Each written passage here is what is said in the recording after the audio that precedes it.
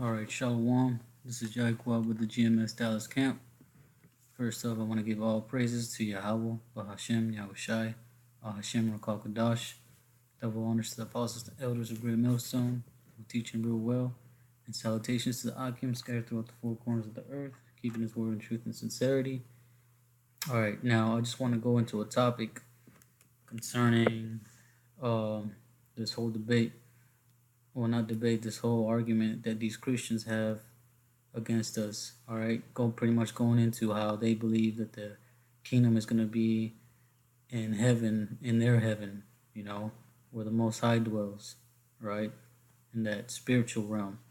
Okay, but according to the scriptures, that's not so. All right, because if you go to Job the 3rd chapter, which we're gonna get, Lord willing, it goes into how both the righteous and the wicked go to that same place, to that spiritual realm.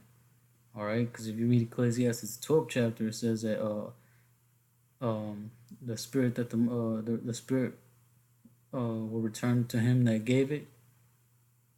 That spirit, once you die, that spirit goes up to the spirit world. And according to Job the 3rd chapter, it don't matter who you are, man. It don't matter if you were wicked, if you were righteous, if you were rich or poor. Your spirit goes back to the spirit world, where the Most High dwells. You know what I'm saying? And then you come back down to the earth. That spirit goes back down to the earth to fulfill that judgment. All right, that's why in Second Ezra, I believe it's the 5th chapter, it says that the Most High judgment is likened unto a ring. Just like there is no slackness of the first, there is no swiftness of the last. But anyways, I'm gonna read this, all right, just to show you that the kingdom is gonna be on earth. All right, now I'm gonna read this. This is Zephaniah chapter 3 verse 20. It says, "At the time will I bring you again, even in the time that I gather you, for I will make you a name and a praise among all people of the earth, when I turn back your captivity before your eyes, saith the Lord." Now this is Zephaniah is going into a future prophecy, right? Because if you read up, you know what I'm saying, you can clearly tell that this is going to be in the kingdom, right? So look, it says that the Lord thy power in the midst of thee is mighty. He will save. He will rejoice over thee with joy. He will rest in his love. He will joy over thee with singing. I will gather them that are sorrowful for the solemn assembly, who are of thee, to whom the reproach of it was a burden. Behold, at that time will I undo all that afflict thee, and I will save her that halteth, and gather her that was driven out, and I will get them praise and fame in every land where they have been put to shame. Okay, and that hasn't happened yet. In every land where we have been put to shame, man, we still here, man. In that land where we're being put to shame, here in America, or in every other land that we've been put to shame, been put in captivity. You know what I'm saying? We still in that situation. So like we reading right here, at that time, in that future time, where we not gonna be in that situation anymore, we're gonna be in the kingdom, ruling. At that time will I bring you again, even in the time that I gather you, for I will make you a name and a praise among all people of the earth, when I turn back your captivity before your eyes, saith the Lord. Man, that's right. We're still in captivity. The Most High is going to turn back our captivity, and we're going to rule. And I'm going to show you a few more scriptures going into that, because this really goes into Isaiah, the 2nd chapter, okay? Now it says, the word that Isaiah the son of Amos saw concerning Judah and Jerusalem. "And it shall come to pass in the last days that the mountain of the Lord's house shall be established in the top of the mountains, and shall be exalted above hills, and all nations shall flow unto it." Man, and that's right. That mountain of the Lord's house, which is us building that house, rebuilding that house of David through the Spirit, is being established right now. All right, we're out there building right now, going out to the highways and byways, praising the name YAHAWASHI, YAHWASHI. We establishing the mountain of the Lord's house. Okay.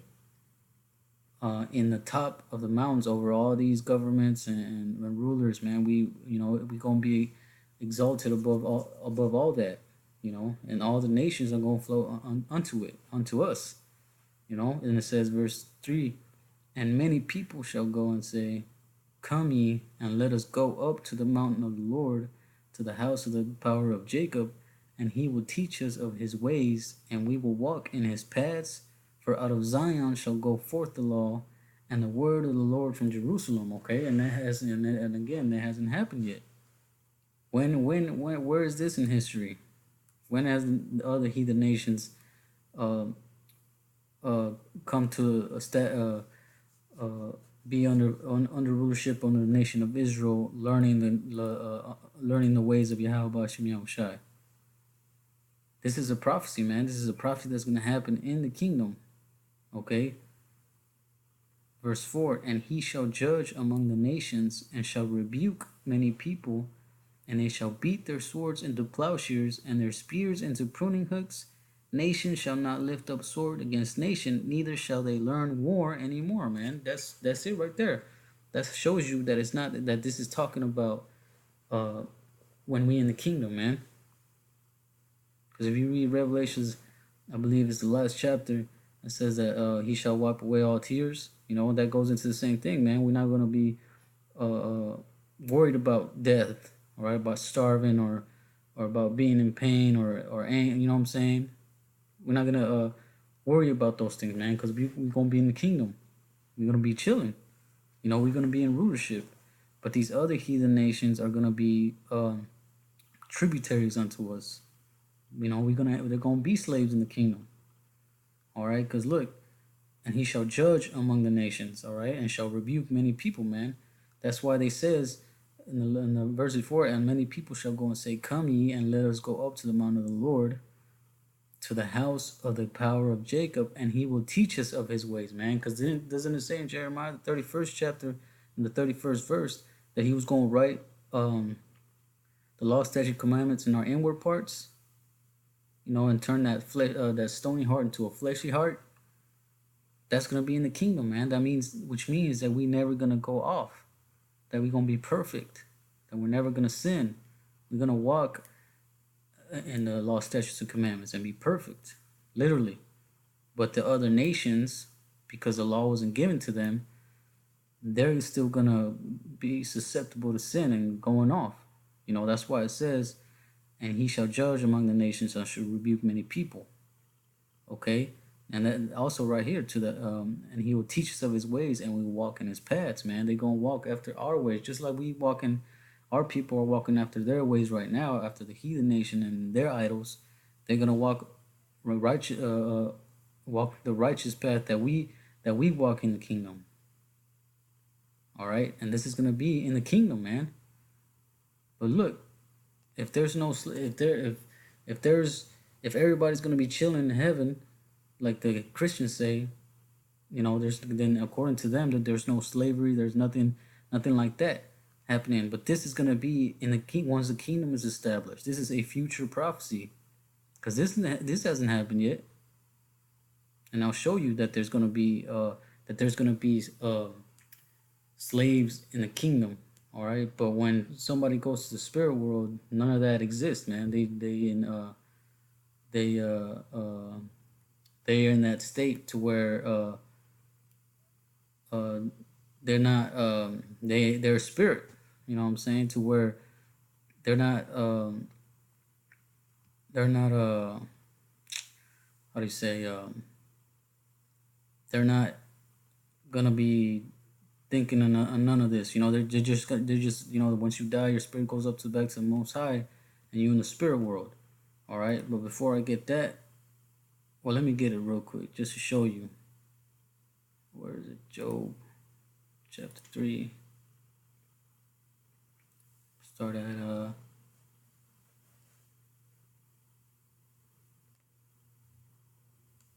let's see. Okay, I'm gonna start right here. Okay, so this is chapter 3, verse 11. It says, "Why died I not from the womb? Why did I not give up the ghost when I came out of the belly?" So Job, you gotta understand, if you read Job, that Job has already suffered through many things. You know, lost his family, his kids, his wealth. You know what I'm saying? His health also. So he's in a very depressed and afflicted state. So this is why He's saying that, like, why didn't I just die from the womb? You know what I'm saying? Why didn't I give up the ghost when I came out of the belly? You know, why did the knees prevent me, or why did the breast that I should suck? For now should I have lain still and been quiet. I should have slept, then had I been at rest. All right. So he said, man, if I would have just died, if I would have just been born stillborn, then I would have been at rest. I would have been chilling in the spirit world. Look. So he said, I would have been at rest. He would have died and gone back to the spirit world with kings and counselors of the earth, which built desolate places for themselves, or with princes that had gold, who filled their houses with silver, or as an hidden untimely birth I had not been, as infants which never saw light. There the wicked cease from troubling, and there be wary be at rest. There the prisoners rest together. They hear not the voice of the oppressor, man. So look, man. So if there's a heaven and hell according to these Christians, how come the wicked cease from troubling, and the prisoners, those who were slaves, hear not the voice of their oppressor, man? So are you telling me that the wicked, when they die, they go straight to heaven? And there be wary be at rest, man. So they gonna be chilling in heaven, even though a pedophile raped all these little kids and he dies. Now he in heaven, just because, the Christian doctrine says so. According to the Christian doctrine, this is what that is. That's why it doesn't make sense if the kingdom is gonna be in heaven. All right, the kingdom hasn't been established yet. So if I were to die right now, would I be in the kingdom right now? If I were to die right now, would I be in the kingdom of heaven? No, man. The only thing when you die is your spirit goes back to that fourth dimension, which is what Esau calls it, that spirit realm. You go back to the Most High. All right. The small and great are there. There you go. The small and great are there, and the servant is free from his master. All right. So that's it right there. All right. The kingdom of heaven isn't gonna be in some spiritual plane where the Most High dwells. You're not gonna be floating around and, like brothers say, playing harps and seeing butt naked little babies flying around with wings on their back. The kingdom of heaven is gonna be here on earth. All right. And there's more scriptures to prove it. Okay. I'm gonna get this.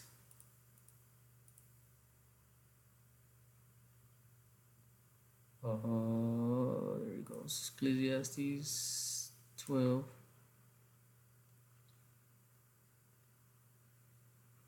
And then say,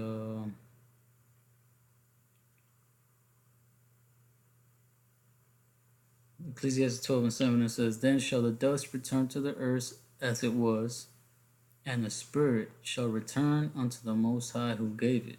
So no matter who you are, when you die, when you sleep, you go back to the spirit realm. That spirit returns to that spirit shall return unto the Most High who gave it. And then you come back again and receive that judgment. All right. Now that we've shown you that, let's go and see. I got a few more scriptures just to show you. So now that I've shown you that the kingdom is gonna be, what it's gonna consist in the kingdom and how it's gonna be governed. All right, because we just read that in Isaiah the 2nd chapter, showing you that that the heathen nations were gonna be learning of the ways of the nation of Israel. All right, because that prophecy in the 2nd chapter, in Isaiah the 2nd chapter, is talking about the kingdom.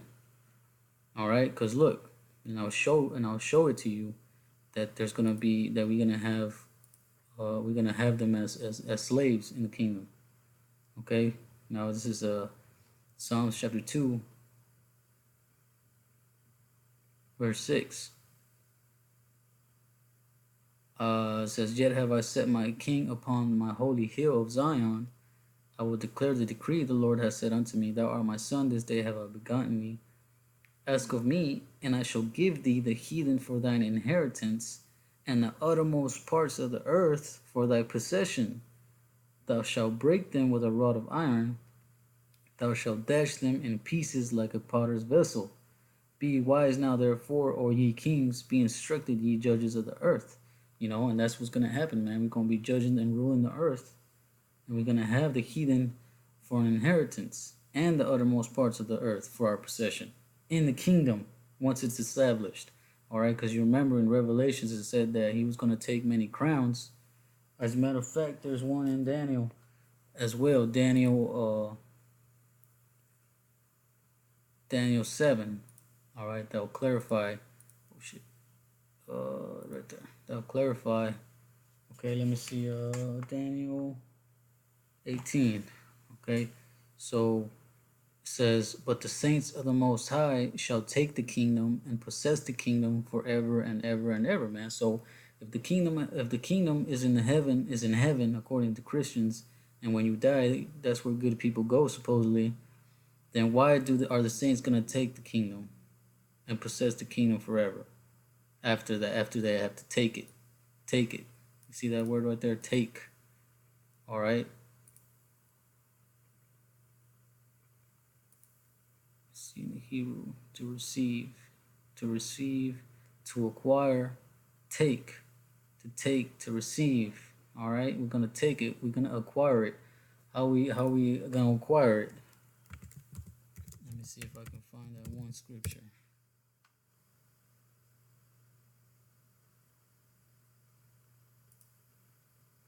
All right, now this is Revelations 19 and 12. And it says, "And his eyes were as a flame of fire, and his head were many crowns. And he had a name written that no man knew himself." And that's talking about himself. That's talking about YAHAWASHI. Because if you read Revelation, the first chapter, it says that his name, he was going to be coming with clouds, and his eyes were as a flame of fire. All right. And on his head were many crowns, talking about how he had taken all them kingdoms down. You know what I'm saying? That's, pretty much symbolic to him taking their crowns away from them and placing them on his head and becoming the rulers over them. Okay, because there's another one. Let's see. Let me see if I can find it through here.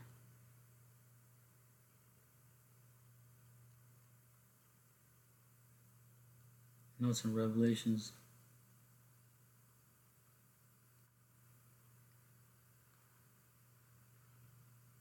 Okay, there we go, right there.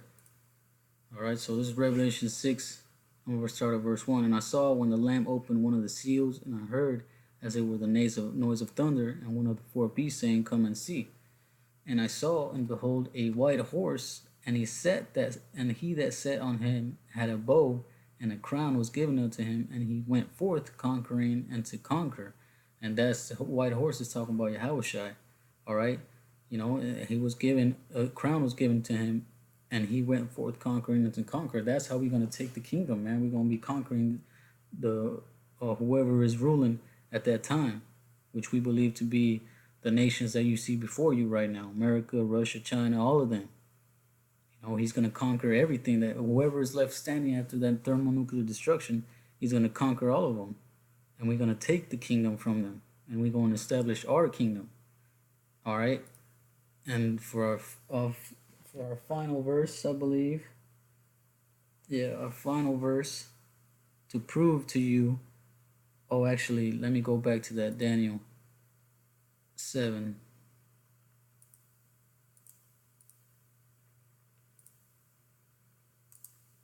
Okay, Daniel 7. We jump down to verse 27. It says, "And the kingdom and dominion and the greatness of the kingdom under the whole heaven, the kingdom and dominion and the greatness of the kingdom under the whole heaven shall be given to the people of the saints of the Most High, whose kingdom is an everlasting kingdom, and all dominions shall serve and obey him." Which is what we just went into, man. All them dominions, all them other heathen nations are gonna serve and obey us. That's why it said in Isaiah the 2nd chapter that let us go up to the mountain of the Lord that we may learn their ways. That's why in Psalms the 2nd chapter it said that we won't receive the heathen for an inheritance, and we shall break them with a rod of iron, because they're gonna be in the kingdom, but they're gonna be tributaries unto us. Okay, we're gonna be ruling. We're gonna be walking in the ways of YAHAWASHI in perfection, and we're gonna have to teach them our ways. And if they go off, man, we gonna judge them, like we read earlier. All right, and then to bring it all home, okay, Revelations 5, verse 10. Okay, and you can really read all of this going into the Yahawashi being the lamb that was worthy to open the seals. All right, you know, and it says, and I saw a strong angel proclaim with a loud voice, who is worthy to open the book and to loose the seals thereof? And no man in heaven nor in earth, neither under the earth, was able to open the book, neither to look thereon. And I wept much, because no man was found worthy to open and read the book, neither to look thereon.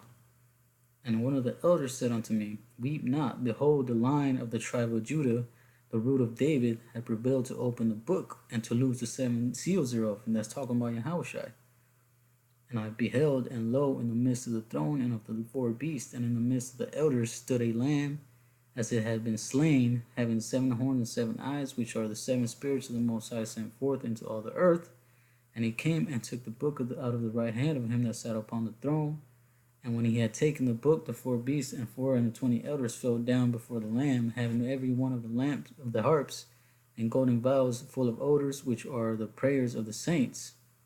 And they sung a new song, saying, thou art worthy to take the book and to open the seals thereof, for thou wast slain and hast redeemed us to the Most High by the blood out of every kindred and tongue and people and nation. Okay, and that new song is talking about us singing that new song. Okay, that the word. All right, what we doing out in the highways and byways. That's the new song. Us preaching Yahweh Shem Yahawashi. All right, the word of Yahweh Shem Yahawashi. Okay, now verse 10, and has made us unto our kings, and has made us unto our God kings and priests, and we shall reign on the earth, like we read in Daniel the 7th chapter. And this is in Revelations, the New Testament too, all right? Because all those that we read were prophecies as well, things that haven't happened yet. We shall reign on the earth, man. It's that plain, it's that simple, all right? It's not hard, to understand, but hey, like the scriptures say, man, these people were given eyes that they should not see and ears that they should not hear, even to this day. All right. But anyways, I just wanted to make that point. So, Lord willing, brothers, were edified with that. I'm going to say shalom.